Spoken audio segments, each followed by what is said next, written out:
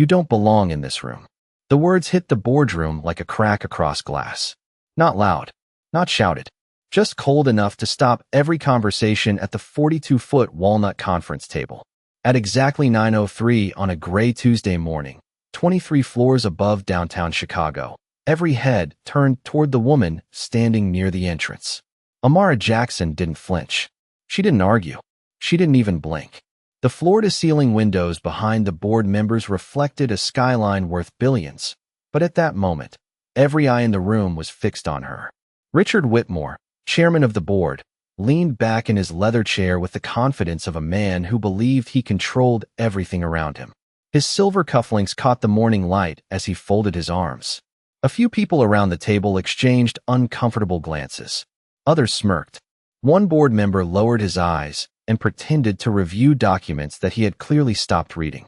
The room wasn't quiet anymore. It was waiting.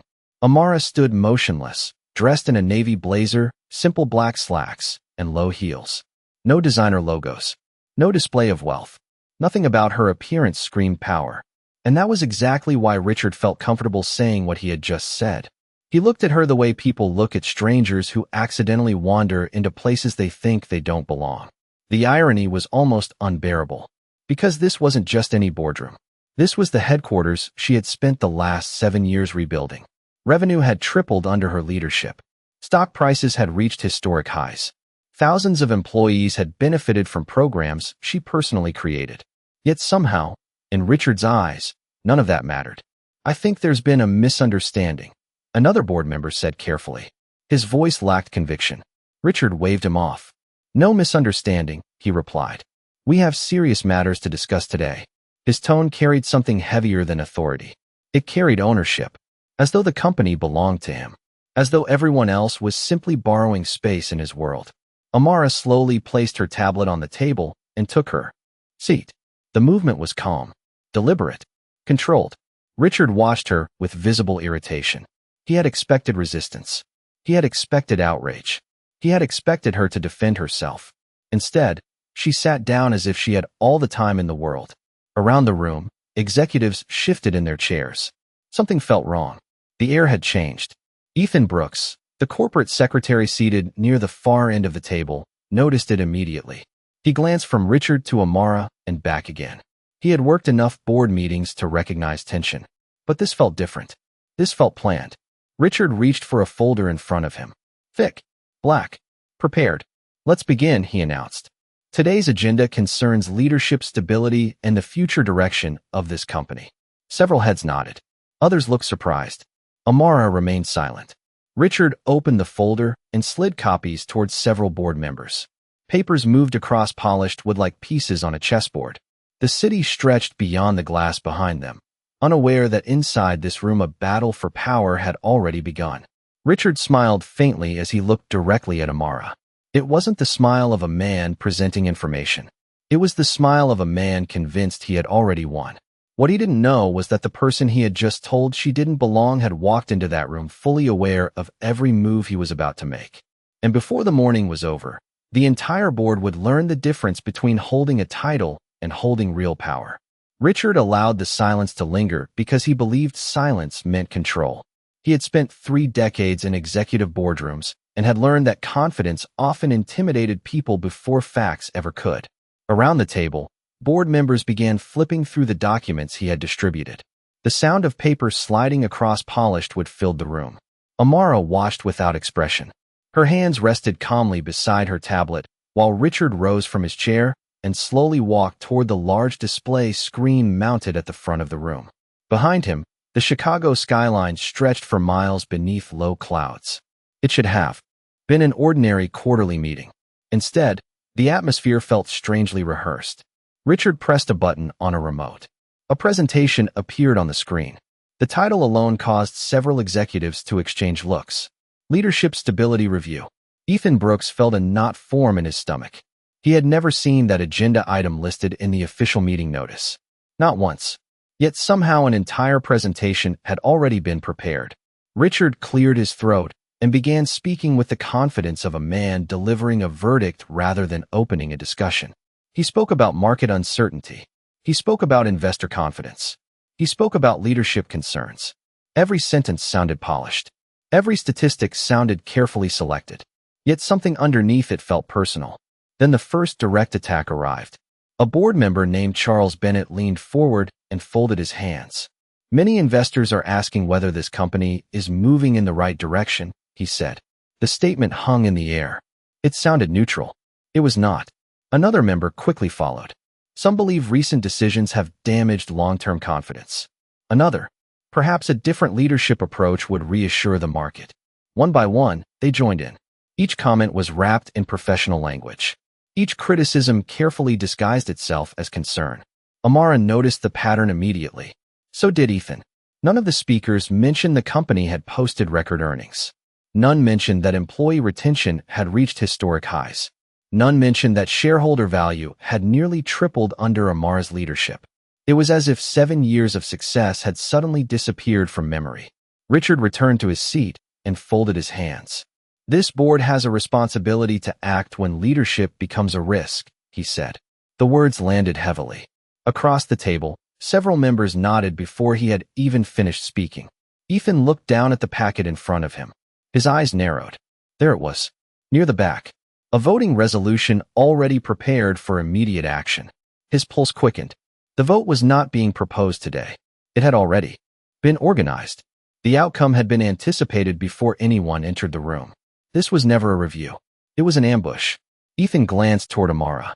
If she was surprised, she did not show it. She sat exactly as she had 10 minutes earlier. Calm, patient, unshaken. That unsettled him more than anything else. Richard smiled faintly and tapped the table once. Since time is valuable, he said, I believe we should move directly to the vote. Several board members immediately reached for their folders. The room shifted. What had begun as criticism was transforming into something much larger. Outside, clouds drifted slowly above the city. Inside, an entire board prepared to remove the woman who had built the company they now claimed to protect. And as Richard looked around the room, convinced victory was only minutes away, he failed to notice that Amara had not spoken a single word because she was waiting for them to reveal exactly how far they were willing to go. No one objected when Richard called for the vote. That was the first thing Ethan noticed. Not a single board member questioned the speed. Not one asked why a leadership review had suddenly become a removal process. It was as if everyone had received the script long before they entered the room. Richard sat at the head of the table wearing the relaxed expression of a man watching a plan unfold exactly as intended. The confidence in his posture spread through the room. One by one, other members began speaking, each adding another layer to the case they were building against Amara. The company needs stronger stability, one director said. Investors are looking for a different vision, another added. Leadership requires a certain presence, said a third. That comment lingered longer than the others. Presence. It sounded harmless, professional, reasonable, but everyone understood what it meant. Amara certainly did. She had heard variations of the same phrase for more than 20 years. The room grew heavier with every passing minute. Each criticism carefully avoided mentioning results. No one discussed the record profits. No one mentioned the expansion into 12 new markets. No one acknowledged the thousands of jobs created under her leadership. Instead, they spoke in vague language. Leadership style, cultural fit, executive image. Ethan felt increasingly uncomfortable. The conversation sounded less like a business review and more like an attempt to justify a conclusion that had already been reached. Across the table, Charles Bennett leaned back and smiled. Some people are simply better suited for supporting roles, he said. Several members chuckled quietly. Richard did not stop them. In fact, his silence seemed to encourage it. Another director adjusted her glasses and looked directly at Amara. Perhaps the board made decisions too quickly several years ago. The implication was obvious. They were not questioning a strategy. They were questioning whether she should ever have been given the position in the first place. Through it all, Amara remained perfectly still. She neither defended herself nor challenged a single statement. Her calmness began to irritate Richard. He wanted resistance. He wanted emotion. He wanted something he could point to as evidence of instability. Instead, he found himself staring at a woman who looked completely unbothered by the attack unfolding around her. Ethan noticed something else.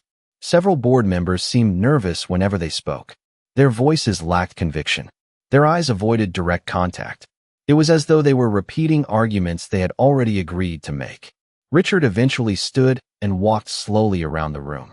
Leadership is not just about numbers, he said. It is about trust. The word trust echoed through the boardroom. Then he stopped behind Amara's chair. Not close enough to invade her space, just close enough to make a point. Sometimes organizations outgrow the people leading them, he continued. The air felt charged. Outside the windows, sunlight finally pushed through the clouds, illuminating the skyline beyond. Inside, the atmosphere darkened. Ethan looked down at the voting resolution again. Every signature line had already been prepared. Every procedural step had been mapped out. The deeper he looked, the more obvious it became. This was never about governance. It was about removal. And while Richard believed the pressure was breaking Amara down, he failed to notice the smallest detail of all. Beneath the table, her tablet screen had quietly lit up with a single notification. One message. 2 words. Ready when you are. The notification disappeared from Amara's screen as quietly as it had arrived. No one else at the table noticed it. Richard certainly did not. He was too focused on the performance unfolding around him. The boardroom had become a stage, and every person seated there seemed determined to play their assigned role. Every criticism sounded practiced. Every concern felt rehearsed. Ethan Brooks could no longer ignore it. As corporate secretary, he had attended hundreds of meetings. He knew how disagreements looked. He knew how genuine debate sounded.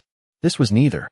He opened the electronic records on his laptop and began reviewing documents from the previous several weeks. What he found made his stomach tighten. The voting resolution had not been created yesterday. It had not even been created this week. Metadata showed it had been drafted nearly a month earlier. Ethan blinked and checked again. The date remained the same. For weeks. For weeks before anyone had officially proposed concerns about leadership. For weeks before this meeting appeared on the calendar. For weeks before Richard began speaking publicly about stability. Ethan continued digging. His pulse quickened. Private scheduling notes appeared. Draft communications. Internal memorandums. Small details that by themselves meant very little. Together, they painted a different picture entirely. The outcome had been planned before the conversation ever began. Across the room, Richard continued speaking.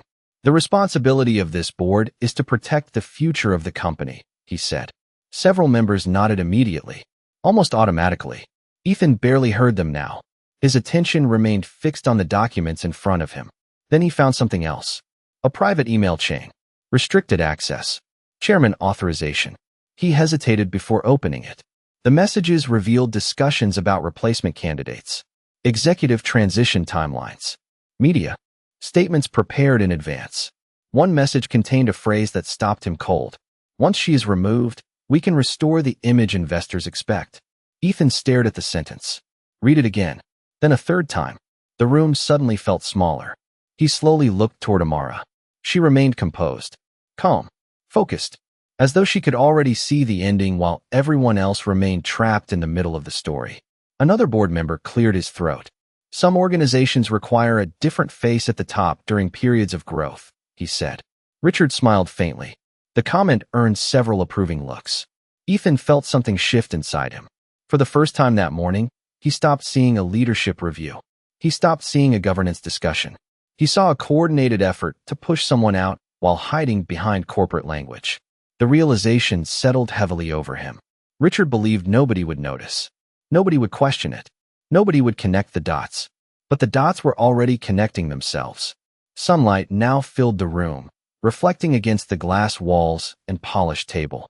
The brightness outside made the atmosphere inside feel even darker. Ethan glanced toward Amara again. For the briefest moment, their eyes met. She did not smile. She did not nod. Yet something in her expression unsettled him. It was not fear. It was not uncertainty. It was certainty. The kind of certainty possessed by someone who already knew every card on the table. Richard finally returned to his seat and folded his hands. Unless there are objections, he announced, we should proceed. No one spoke. No one moved. The silence stretched across the room like a drawn wire. Richard interpreted it as agreement. Ethan interpreted it differently. Because buried inside the records he had just uncovered was one final detail. A meeting request scheduled for later that morning. Confidential. Authorized at the highest level. and attached to it was a single name that had not appeared anywhere else in the process. Outside counsel. The boardroom settled into a tense stillness as Richard looked around the table, waiting for someone to challenge him. No one did. The confidence returned to his face immediately. He interpreted silence as support. He always had. The city beyond the glass walls seemed distant now, reduced to reflections dancing across polished wood and dark computer screens. Inside the room, the pressure continued to build. One director adjusted his tie and leaned forward. Before we proceed, I believe shareholders deserve leadership that reflects where this company is going. Another nodded. A fresh image could strengthen confidence. The comments sounded professional on the surface, but beneath them lay something older. Something familiar. Amara had heard versions of these words her entire career. Different rooms. Different people. Same message. You are not what we expected. Richard folded his hands. Nobody is questioning your effort, he said. This is simply about fit. The word landed harder than he intended. Or perhaps exactly as he intended. Across the table, several directors avoided eye contact. Ethan noticed it immediately. The discomfort was spreading. Even some of the people supporting Richard seemed uneasy now. The conversation was no longer hiding behind financial metrics. It had become personal. Amara remained silent. Her calmness seemed almost impossible. Richard wanted a reaction. He wanted frustration. He wanted anger. Instead, she sat there with the patience of someone watching a clock count down. Then another director spoke. Some leaders are excellent operators. Others are visionaries. Not everyone is meant to sit at the very top. A few heads nodded. Ethan looked down. The sentence bothered him more than the others. Because nobody in the room had delivered stronger results than Amara. Nobody. The criticism made no sense unless the outcome had already been decided. The room blurred slightly around Amara as memories surfaced. Not because she was distracted, because certain words had a way of opening old doors. She remembered being 22 years old, standing in the lobby of a consulting firm after graduating at the top of her class. The hiring manager had smiled politely before telling her they were looking for someone who better matched the company's image. She remembered being 31, presenting a turnaround strategy that saved an entire division. A senior executive congratulated the white manager sitting beside her instead. She remembered being 38, walking into an investor meeting only to be mistaken for administrative staff. Every memory carried the same lesson. People often decided who belonged before they ever looked at the evidence. The boardroom returned into focus. Richard was still talking, still building his case, still believing he controlled the narrative. Leadership requires trust, he said again. Trust must be maintained. Amara finally looked up, not at Richard, at the people sitting around him. One by one, the room grew quiet. Nobody spoke. Nobody moved. For the first time all morning, several directors seemed unable to hold her gaze. Ethan felt it too. The atmosphere had changed. Something was coming. He could feel it. Richard sensed it as well, though he misread it entirely. He saw hesitation and mistook it for victory.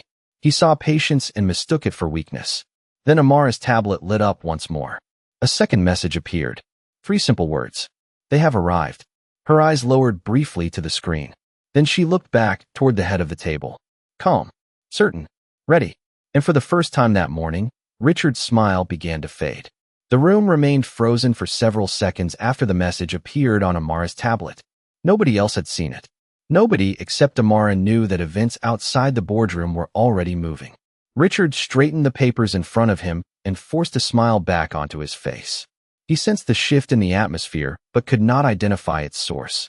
To him, the vote was still inevitable. The outcome was still secure. He looked around the table and spoke with renewed confidence. I believe we have heard enough discussion, he said. It is time to move forward. Several directors nodded immediately. Others hesitated. Ethan noticed the hesitation growing. The certainty that had filled the room earlier was beginning to crack. Richard ignored it. He distributed the voting sheets and instructed everyone to prepare their ballots. The papers moved across the table like dominoes being placed into position. One final push and everything would fall. Or so he believed. Amara watched quietly. Her calmness had become impossible to ignore. One director finally leaned toward her. You have not said a word all morning, he observed. Do you have anything to add before the vote? Every eye turned toward her. Richard folded his arms. At last, he thought. At last she would defend herself. At last she would react. But Amara simply looked at the director and offered a small smile. "Not yet," she said. 3 simple words. The response unsettled the room far more than any argument could have. Richard frowned. "Not yet," he repeated. "This is your opportunity." Amara's expression never changed. "I appreciate the concern." Then she returned her attention to the table. The silence that followed felt heavier than any speech. Ethan looked down at the documents he had uncovered. The private emails. The prepared statements. The replacement plans. The secret timeline. He knew what he had found. More importantly, he knew someone else probably knew as well.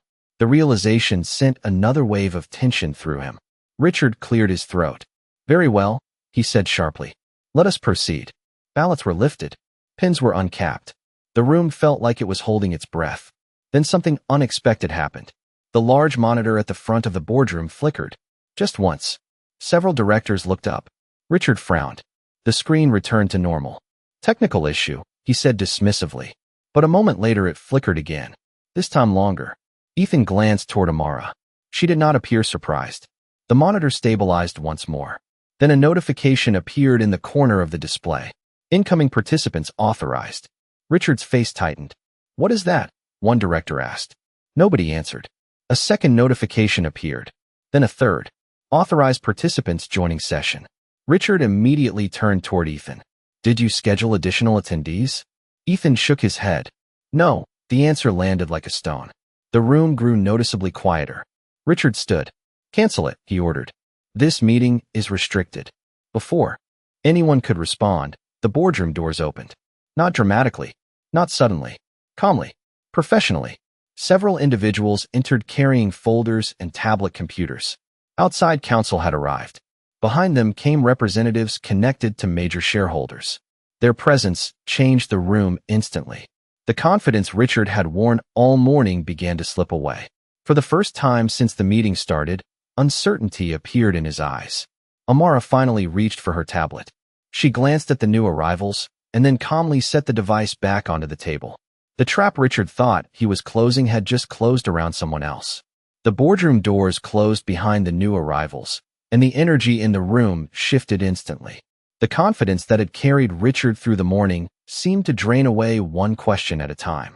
Outside counsel took seats along the wall. Representatives connected to major shareholders opened their folders without speaking. Nobody looked confused. Nobody appeared surprised. In fact, they looked exactly like people who had arrived for a meeting they already expected to attend. Richard remained standing. "This session is restricted," he said sharply. "Who authorized additional participants?" The question echoed across the room. Then, for the first time that morning, Amara Jackson stood. The movement was simple, quiet, yet every conversation stopped. Every eye followed her. The room that had spent the last hour talking about her suddenly fell silent the moment she decided to speak. Amara looked around the table slowly. Not hurried, not emotional, calm, certain, the way a pilot checks instruments before takeoff. Richard folded his arms. "Well," he demanded. Amara met his gaze. "You asked who authorized them." Her voice was steady enough to cut through the tension without rising above it. "I did." The room froze. Nobody moved. Several directors looked at one another. Ethan felt his pulse jump. Richard stared at her. "You what?" Amara stepped forward. "I authorized every person who entered this room today." The silence deepened. Even the city beyond the glass seemed distant now. "That is impossible," Richard replied. "This meeting belongs to the board." Amara's expression never changed. "That assumption," she said softly, "is exactly why we are here." She reached for her tablet and touched the screen once. The large monitor at the front of the room changed immediately. Documents appeared. Dates. Communications. Internal records. The first page alone caused several directors to sit upright. Ethan recognized the material instantly. The same files he had discovered minutes earlier. Only this version contained far more. Richard's face tightened. "What is this?" Amara looked directly at him. "Evidence." The word landed like a weight in the center of the table. She advanced to the next screen. Private emails appeared. Then another. Then another.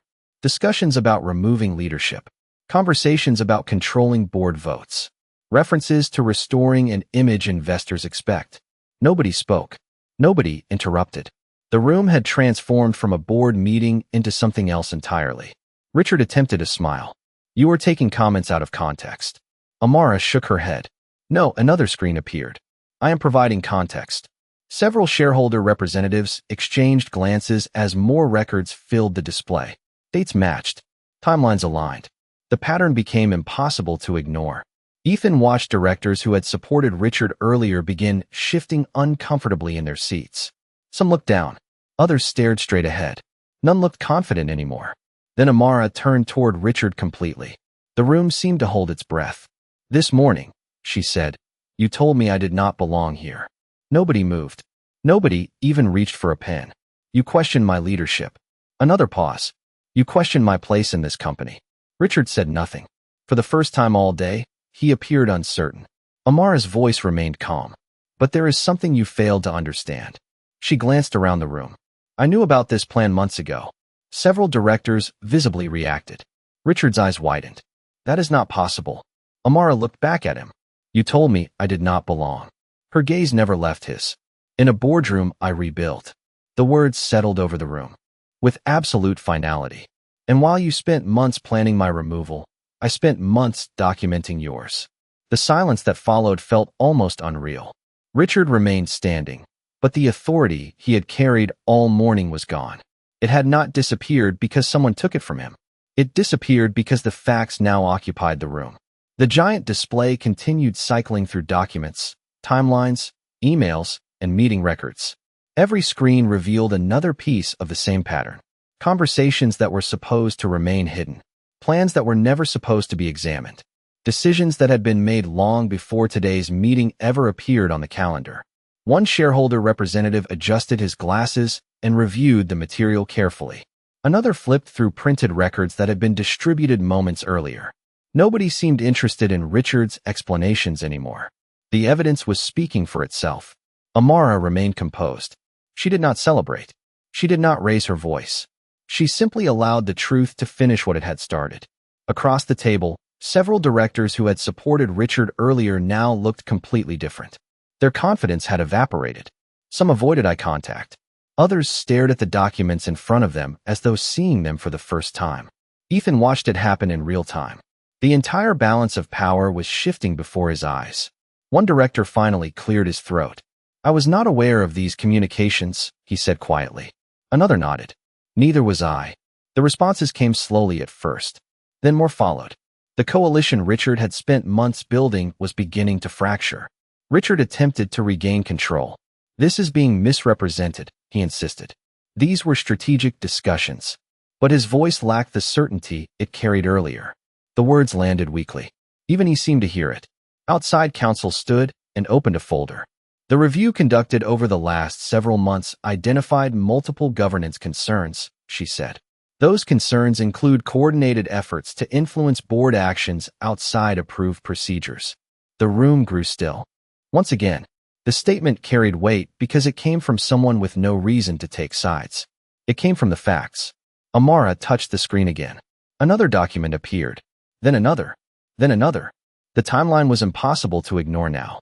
Meetings. Messages. Preparations. Everything connected. Richard looked toward the directors who had once supported him. None of them spoke. None came to his defense. The realization slowly settled across his face. He was standing alone. One of the shareholder representatives finally addressed the room. Based on the findings presented today, we are exercising our authority to support immediate governance changes. The sentence landed like a final signature on a completed contract. Several directors lowered their heads. Others closed their folders entirely. The outcome was no longer uncertain. It was simply unfolding. Ethan noticed something remarkable. Amara had barely spoken during the process. She had not argued. She had not attacked anyone personally. She had simply presented the truth and allowed everyone else to confront it. The large monitor displayed one final notice. Governance resolution approved. The words glowed against the screen. Quiet. Simple. Final. Around the table, access credentials were updated. Committee assignments were suspended pending review. Leadership positions changed in real time. The structure Richard believed he controlled was being rebuilt before his eyes. Amara looked around the room. The same room where only a short time earlier she had been told she did not belong. Now nobody questioned her presence. Nobody questioned her leadership. Because titles had changed. Votes had changed. But the most important thing had changed long before today. The illusion that power belonged to those who underestimated her had finally collapsed. For several moments, nobody spoke. The boardroom that had been filled with accusations, assumptions, and carefully planned strategies now sat in complete silence. The city stretched beyond the glass walls beneath a bright afternoon sky, but inside the room, something far more important had changed. The noise was gone. The posturing was gone. All that remained was reality. One by one, people began gathering their documents. Some left quietly. Others paused long enough to absorb what had just happened. Ethan Brooks remained seated near the end of the table, watching the room empty itself. It felt strange. Just hours earlier, he had walked into what he believed was an ordinary board meeting. Now he was watching the end of an era. Richard stood near his chair for a long moment before finally lowering his eyes. The certainty that had carried him through the morning had vanished completely. No speeches remained. No arguments remained. Facts had settled every question. As the room gradually cleared, several shareholder representatives approached Amara. Their conversations were brief, professional, respectful, the kind of conversations reserved for leaders who had already proven themselves. Amara listened, answered questions, and thanked them for their time. Nothing about her demeanor suggested victory. That was what struck Ethan the most. She was not celebrating. She was not humiliating anyone. She was simply moving forward, the way real leaders do. Eventually, only a handful of people remained. The giant display screen had gone dark. The folders were closed. The chairs sat empty around the long conference table. The storm was over. Amara walked slowly toward the floor-to-ceiling windows overlooking Chicago. Sunlight reflected against the glass, painting the room in gold. For a moment, she simply stood there looking out across the skyline she had helped transform through years of work, sacrifice, and persistence. Ethan approached carefully. "Did you know how this would end?" he asked. Amara smiled faintly. No, Ethan seemed surprised. She looked out toward the city again. "I knew what was right," she said. "The ending was up to everyone else." The answer lingered in the quiet room. Ethan nodded slowly. It made sense. That had been her approach all along. She had never tried to force the outcome. She had simply refused to run from the truth. As he prepared to leave, Ethan stopped once more. "When he said you did not belong here," he asked, "what were you thinking?" Amara looked back at the empty chairs surrounding the table. Then she looked toward the seat where Richard had spent the morning questioning her place. Her expression remained calm. "I was thinking about how often people mistake access for ownership," she said. Ethan waited. Amara's voice softened but never lost its strength. "Some people believe they belong because they inherited a seat. Others belong because they earned one." The words settled over the room like the final page of a long story. She picked up her tablet and turned toward the door. Then she paused one last time. "I did not raise my voice," she said. "I raised the standard." With that, she walked out of the boardroom and into the future she had spent years building, leaving behind a lesson nobody who witnessed that day would ever forget. Dignity does not need permission. Leadership does not need approval, and true power never has to announce itself to be real.